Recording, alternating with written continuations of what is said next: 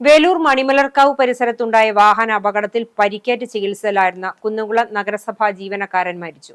തയ്യൂർ പഴങ്കൻ ഫ്രാൻസിസിന്റെ മകൻ 40 വയസ്സുള്ള ജോസഫ് എന്ന റിൻഡോയാണ് മരിച്ചത്. ഭൗതിക ശരീരം നഗരസഭയിൽ പൊതുദർശനത്തിന് വെച്ചു.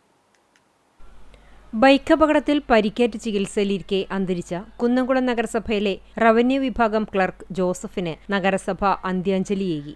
ഔദ്യോഗിക ബഹുമതികളോടെ ജോസഫിന്റെ ഭൗതിക ശരീരം നഗരസഭാ കാര്യാലയത്തിൽ പൊതുദർശനത്തിന് വെച്ചു.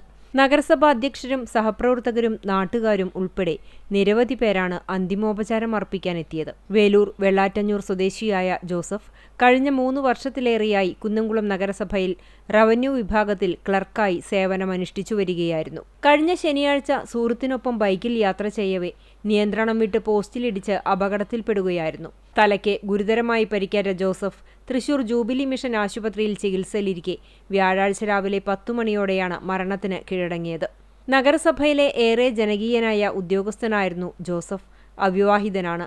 മൃതദേഹം പൊതുദർശനത്തിന് ശേഷം ബന്ധുവീട്ടിലേക്ക് കൊണ്ടുപോയി.